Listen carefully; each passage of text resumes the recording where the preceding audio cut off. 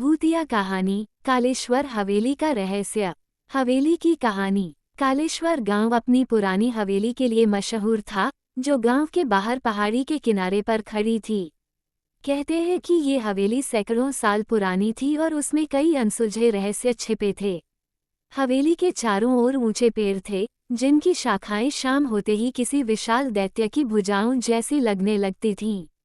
गांव के लोग इस हवेली से दूर रहने की सलाह देते थे।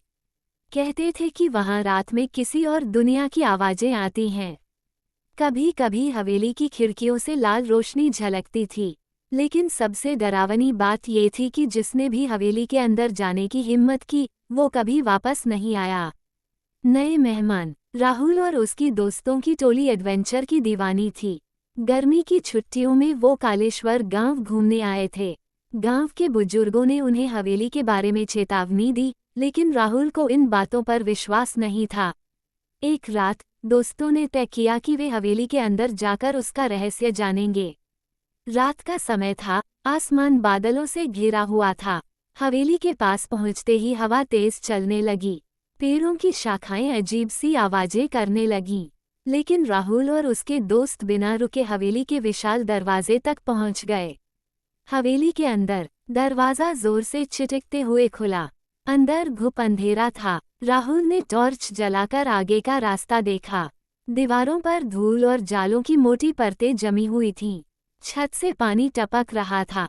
हवेली के अंदर चलते हुए उन्हें किसी के कदमों की हल्की आवाज सुनाई दी। शायद हमारा वहम है, राहुल ने कहा। लेकिन तभी दीवार पर टंगी पुरानी तस्वीरें अचानक से हिलने लगीं। हवा का एक तेज झोंका आया और एक काली परछाई उनके सामने प्रकट हो गई। रहस्यमयी परछाई, तुम्हें यहाँ नहीं आना चाहिए था, वो परछाई गरजी। उसकी आंखें अंगारों की तरह लाल थीं। दोस्त डर के मारे पीछे हटने लगे, लेकिन राहुल ने हिम्मत दिखाई। हम बस ये जानना चाहते हैं कि इस हवेली में ऐसा क्या है जिससे सब डरते हैं, राहुल ने पूछा। परछाई ने उन्हें हवेली की एक पुरानी कहानी सुनाई।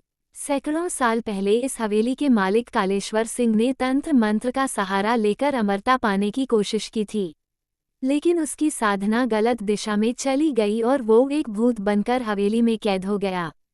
तब से जो भी इस हवेली में आता है, वो उसकी आत्मा को बंदी बनाने की कोशिश करता है। संघर्ष और मुक्ति। राहुल ने परछाई से लड़ने का फैसला किया। उसने दोस्तों को संकेत दिया और वे मिलकर उस पर छिड़कने के लिए गंगा जल की बोतल बाहर निकाले जो वे किसी मंदिर से लाए थे। जैसे ही गंगा जल परछाई पर गिरा, वो तड़पने लगी। हवेली की दीवारें हिलने लगीं, फर्श टूटने लगा और हवेली भर भरा कर गिरने लगी। राहुल और उसके दोस्तों ने भागकर बाहर छलांग लगाई। जब वे मुड़े तो देखा कि हवेली धुएं में तब्दील हो चुकी थी और परछाई भी गायब थी। गांव के लोग इस चमत्कार को देखकर दंग रह गए। एक नई शुरुआत। कालेश्वर हवेली का रहस्य हमेशा के लिए खत्म हो चुका था। गांव में अब शांति लौट आई थी। राहुल और उसके दोस्तों की इस बहादुरी की चर्चा पूरे इलाके में हुई। लेकिन कहते हैं कि हवेली की जगह कभी कभी रात में अजीब सी आवाजें अब भी सुनाई देती हैं। शायद कालेश्वर सिंह की आत्मा पूरी तरह मुक्त नहीं हो पाई थी।